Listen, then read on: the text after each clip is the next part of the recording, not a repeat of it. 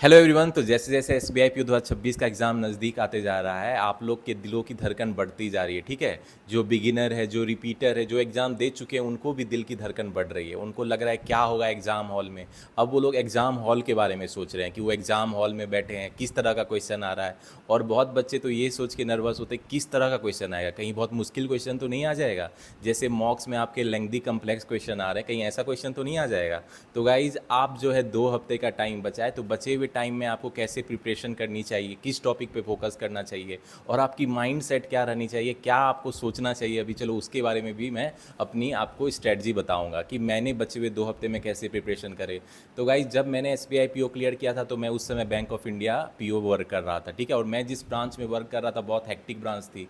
तो वहाँ पे तो मतलब टाइम निकाल पाना पढ़ाई के लिए बहुत मुश्किल था। बहुत भीड़ वाली ब्रांच थी, स्केल 4 ब्रांच थी बैंक ऑफ इंडिया की। रूरल एरिया में थी, यूपी बिहार के बॉर्डर पे थी। तो मेरे पास दिक्कत ये थी कि मैंने नोटिफिकेशन के बाद पढ़ाई स्टार्ट की, और वो भी मैं ज़्यादातर टाइम तो ब्रांच में रहता था, तो मैं कैसे पढ़ाई करता।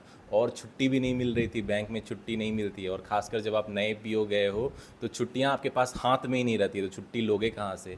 तो अब मेरे पास भी टाइम कम था, जैसे आप लोग के पास 2 हफ्ते का टाइम है, मेरे पास भी इतना टाइम था। तो मैंने क्या किया भाई, जो भी इंपॉर्टेंट कोर टॉपिक्स थे उस पर फोकस करे, और मैंने मॉक्स को सबमिट करके प्रैक्टिस करता था। आप में से बहुत बच्चे ऐसे जो बोल रहे हैं मेरे मॉक्स में कम मार्क्स आते हैं, थोड़े डिमोटिवेट हो रहे हो। मेरे भी थोड़े मार्क्स ऊपर नीचे होते रहते थे। जैसे मैंने बताया, मैंने S B I P O prelims के मॉक में आई थिंक 40 के आसपास मेरे मार्क्स आ रहे थे। कभी ऊपर नीचे होते रहता था, कभी 90 परसेंटाइल के ऊपर भी चला जाता था, कभी 70-80 परसेंटाइल के बीच में भी रहता था। तो इट डज़न फिक्स नहीं था कि हमेशा अच्छा ही मार्क्स आ रहा है। तो लेकिन मैं डिमोटिवेट नहीं हुआ। तो ये मेरा एक सीक्रेट था सक्सेस का, बोल सकते हो। कि मुझे पता था रियल एग्जाम में क्वेश्चन ईजी आएंगे, बनने वाले आएंगे। अगर अच्छे लेवल के भी आएंगे तो वो कंसेप्चुअल देंगे, ऐसा नहीं लेंदी और कम्प्लेक्स तो बिल्कुल नहीं होंगे जैसे आपके मॉक्स में रहते हैं। ठीक है, तो फिर भी मैं अपने आप पे कॉन्फिडेंस था कि ठीक है, रियल एग्ज़ाम में अच्छा करके रहेंगे। तो अपने आप पे भरोसा रखा। यही जो 2 हफ्ते में आपको अपने आप पे भरोसा रखना पड़ेगा। जो भी आपकी प्रिपरेशन हुई है अभी तक, उस पर मतलब थोड़ा सा धैर्य रखना होगा कि हम अच्छा करेंगे। और अभी आप बिल्कुल नए कॉन्सेप्ट को मैं कहूँगा टच नहीं करो। जो भी कॉन्सेप्ट आपके क्लियर है, जो भी स्ट्रॉन्ग टॉपिक है, उस पर फोकस करो। क्योंकि देखो, अब जो है 2 हफ्ते के टाइम में आप बस आपको प्रैक्टिस प्रैक्टिस और प्रैक्टिस करना है। तो किस तरह के क्वेश्चन प्रैक्टिस करें, इसको डिसाइड करना होगा कि मतलब कौन सा कोर टॉपिक है आपका, जो भी प्रीवियस ईयर में क्वेश्चन आया है उसके अकॉर्डिंग भी आपका पैटर्न रहेगा। जो लास्ट ईयर आपका S B I P O films का पैटर्न था, इस बार भी वही रहने के चांसेस है। इतना कोई चेंजेस नहीं होने वाला है। ठीक है, थोड़ा बहुत चेंजेस होगा। तो गाइज, अब आते हैं सब्जेक्ट वाइज स्ट्रेटजी की बात करते हैं। क्वांट, रीजनिंग और इंग्लिश में आपके किस तरह के क्वेश्चन आ सकते हैं। क्योंकि आप लोग के दिलों की धड़कन इसलिए भी बढ़ी रहती है कि आप लोग इमेजिन कर रहे हो अपने आप को कि एग्ज़ाम हॉल में बैठे हो और किस तरह के क्वेश्चन आ रहे हैं, आप इसको सोच रहे होगे। तो चलो मैं आपको बता देता हूँ। देखो, क्वांट में आपका 30 क्वेश्चन रहेगा, 30 मार्क्स का रहेगा। तो किस तरह के क्वेश्चन आ सकते हैं भाई प्रीलिम्स के क्वांट में, S B I P O के। तो 2 डी आई आपका रह सकता है, एक कैसलेट रह सकता है। ठीक है, इसके अलावा 10 अरिथमेटिक वर्ड प्रॉब्लम रहेंगे, और 5 क्वेश्चन आपके नंबर सीरीज मिसिंग या रॉन्ग या अप्रॉक्सीमेशन या क्वाड्रेटिक इक्वेशन में से रहने वाला है। तो ये आपका रहेगा, थोड़ा बहुत आगे पीछे होगा। अब 2 डी आई एक कैसलेट आएगा, तो किस टॉपिक पे डी आई आएगा भाई। देखो, डी आई जो है आपका टेबुलर आएगा, लाइन ग्राफ आएगा, बार ग्राफ आएगा, ठीक है, पाई चार्ट आएगा, इसी में से आएगा। ठीक है, कोई उतना खतरनाक नहीं आने वाला है, रडार ग्राफ सब तो बिल्कुल नहीं आएगा। तो मतलब यही सब डी आई आएगा। और किस टॉपिक पे डी आई आ सकता है भाई, परसेंटेज, रेशियो, प्रोपोर्शन, एवरेज, इसी कॉन्सेप्ट पे आपको जो है डी आई आने वाला है। इससे ज़्यादा वो हाई लेवल नहीं पूछेंगे। प्रीलिम्स एग्जामिनेशन है तो इसमें थोड़ी अरिथमेटिक डी आई पूछने वाले हैं। तो अब जो है आपको क्या करना चाहिए। तो गाइज, आज मैं लाने वाला हूँ S B I P O, I P S P O के लिए डी आई का मैराथन। तो प्रीलिम्स एग्जामिनेशन में आपके जितने डी आई पूछे जा सकते हैं उसको मैं प्रैक्टिस कराऊंगा आपको, और moderate level D I practice कराऊंगा जो आजकल आपको एग्जाम में पूछे जाते हैं। अब वो ज़माना गया जब बहुत ईजी डी आई पूछता था, वन लाइनर टाइप का। अब जो है डी आई में भी कम्बिनेशन वाला पूछ रहा है, प्रीलिम्स की बात कर रहा हूँ। जैसे आपको बार ग्राफ और टेबुलर ग्राफ का कम्बिनेशन दे देगा, या डबल पाई चार्ट रहेगा, या डबल लाइन ग्राफ रहेगा, और उसमें वेरिएबल भी घुसा दे रहा है। ठीक है, एक्स वाई दे देगा, लेकिन उसको इजीली कैलकुलेट कर सकते हो, तो डरने की बात नहीं है। तो आज मैं लाने वाला हूँ आपके लिए डी आई मैराथन की वीडियो प्रीलिम्स एग्जामिनेशन के लिए, और इसमें जितने वेरिएशन की आपकी डी आई होती है वो मैं प्रैक्टिस करा दूंगा। तो प्रैक्टिस तो कराऊंगा ही, लेकिन मैं आपको बताऊंगा डीआई को फास्ट सॉल्व करने का अप्रोच क्या होता है प्रीलिम्स एग्जामिनेशन में। ठीक है, क्योंकि भाई देखो, बच्चे सॉल्व तो कर लेते हैं डीआई, लेकिन टाइम लगा देते हैं। तो मैं चाहता हूं कि मेरे अप्रोच से आप प्रीलिम्स में डीआई को फास्ट सॉल्व कर पाओ, और 2 डीआई में से 2 डीआई आप सॉल्व करो, और कैसलेट जो एक है उसको भी सॉल्व करो। कैसलेट बहुत बच्चे स्किप कर देते हैं, लेकिन मेरे अप्रोच से अगर आप चलोगे तो कैसलेट के क्वेश्चन को भी 100% अटेम्प्ट करके आओगे, ठीक है। तो गाइज देखो, क्वांट का तो मैंने बता दिया आपको। अब आते हैं रीजनिंग में। रीजनिंग में जो है आपका जो है मैक्सिमम क्वेश्चन पजल अरेंजमेंट से रहने वाला है। तो SBI PO के रीजनिंग आपका 30 मार्क्स का है, तो 30 में से आप एक्सपेक्ट कर सकते हो 20+ क्वेश्चन आपके पजल एंड अरेंजमेंट से रहेंगे। ये मतलब बिल्कुल तय है, क्योंकि जब guys previous year SBI PO 2025 हुआ था, तो उसमें से आप भरोसा नहीं करोगे, 30 में से 25 question, more than 80% question puzzle arrangement से थे। मतलब puzzle arrangement is the king in prelims, और मेंस में भी है, लेकिन प्रीलिम्स में खासकर जो है पजल अरेंजमेंट का बहुत वेटेज रहता है, तो उसको आप अच्छे से कर लेना। तो पजल अरेंजमेंट में बच्चे की स्पीड थोड़ी कम रहती है, तो मेक श्योर जितने वेरिएशन के पजल अरेंजमेंट आपके पूछे जाते हैं उसको प्रैक्टिस कर लेना। तो मैं बता देता हूँ किस तरह के पजल अरेंजमेंट पूछे जाएंगे। तो देखो, आपको सीटिंग अरेंजमेंट में जो है सर्कुलर पूछेगा, इनसाइड आउटसाइड, या आपको रेक्टेंगुलर, स्क्वायर या ट्राइंगल वाला भी सीटिंग अरेंजमेंट दे सकता है, ठीक है। इसके अलावा आपको पैरेलल रो वाला बहुत फेमस है, बैंकिंग एग्जाम में बहुत पूछा जाता है, PO के एग्जाम में। इसके अलावा आपको वन लाइन में जो नॉर्थ साउथ फेसिंग है वो वाला पूछ सकता है। इसके अलावा आपको बॉक्स बेस्ड पजल तो बहुत हाई चांसेस से रहेंगे ही। बॉक्स बेस्ड पजल रहेगा, मंथ और डेट बेस्ड पजल रह सकता है, ठीक है। इसके अलावा रैंडम दो दो वेरिएबल वाले ज़्यादा से ज़्यादा पजल आपको रहेंगे। तो मेक श्योर पजल अरेंजमेंट अच्छे से कर लेना। रीजनिंग की नैया तो आपको उसी से पार हो जाएगी। लेकिन इसके अलावा भी सैलोगिज्म और direction distance, blood relation, alpha numeric series, number series, coding decoding भी कर लेना, क्योंकि हो सकता है इस बार थोड़ा पैटर्न चेंज कर दे और इसके क्वेश्चन भी दे दे।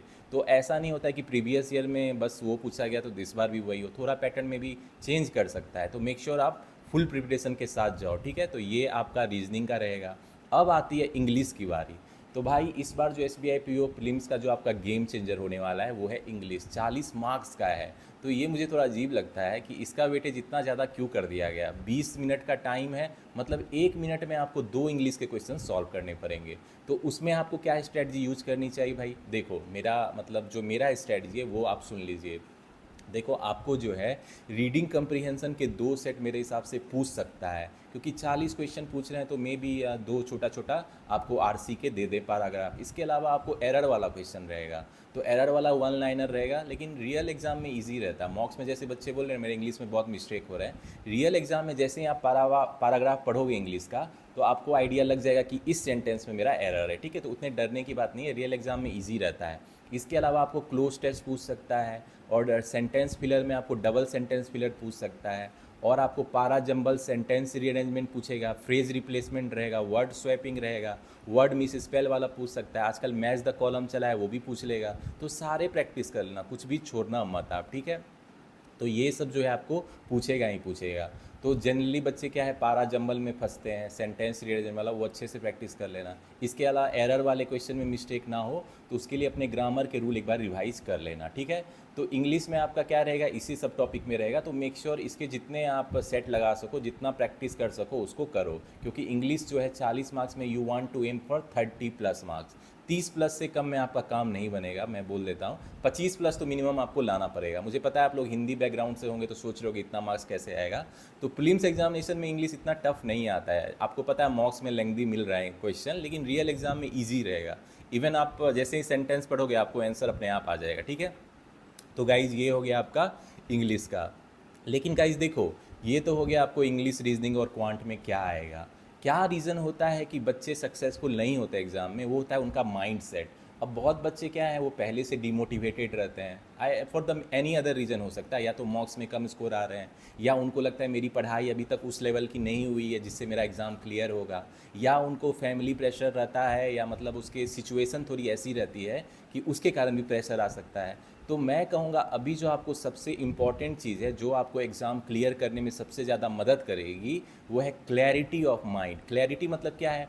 आपके माइंड में क्लियर होना चाहिए कि मतलब आपको क्या करना है। ये अगर आपके अंदर नहीं रहेगा, अगर आपके अंदर सेल्फ डाउट है कि मेरा एग्ज़ाम क्लियर नहीं होगा, थोड़ा सा भी है, तो आप जो है नहीं कर पाओगे।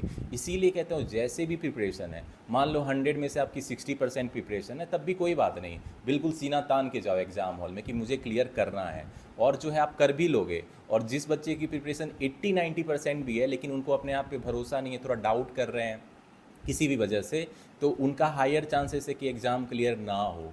तो what does matter most is your positive mind set, how you think, how you can do it in the exam, that's how you will do it. जैसा आप सोचोगे वैसा आप करोगे। अब ये कहावत है लेकिन ये सच बात होती है।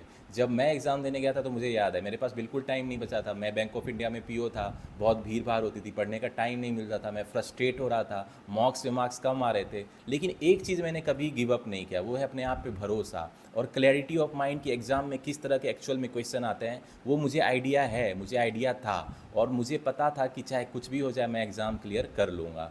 तो जब मैं गाइज एसबीआई पीओ का एग्ज़ाम देने गया तो देखा इतनी भीड़ थी, इट वाज लाइक ए कोई मतलब ब्लॉकबस्टर मूवी चल रहा है, उसकी लाइन इतनी लगी हुई, ठीक है। और उस लाइन में मैं खड़ा था। लेकिन बहुत सारे बच्चे होते भीड़ को देख के डर जाते हैं, लेकिन मैं भीड़ को देख के और एक्साइटेड हुआ और मोटिवेटेड हुआ कि भाई अब तो मुझे एसबीआई पीओ क्लियर करना ही है। तो whenever you face any challenges make sure to step up. Challenges तो सबको आता है लेकिन स्टेप अप करो, अपने कॉन्फिडेंस को और बढ़ा लो। जितना चैलेंज आपको लाइफ करे उतना ज़्यादा आप खड़े होकर मतलब मजबूती से मुकाबला करो। तो मैंने जैसे किया कि मुझे उसी समय पता चल गया था कि मैं एग्ज़ाम को क्लियर करूँगा। इट डजन मैटर कितने लोग एग्ज़ाम देने बैठे हैं, कितने लाख लोग बैठे हैं या कितनी सीट है, डजन मैटर, मैं इसको क्लियर करके रहूँगा। मेरी प्रिपरेशन तो आपको पता ही थी क्या ही हुई, कुछ टाइम मैंने दिया ही नहीं। मैं जो भी टाइम मिलता था मॉक प्रैक्टिस करता था सबमिट करके और क्वेश्चन प्रैक्टिस करता था। ज़्यादातर टाइम तो मैं ब्रांच में रहता था, लेकिन भरोसा था कि क्लियर कर लूँगा, तो क्लियर कर लिया।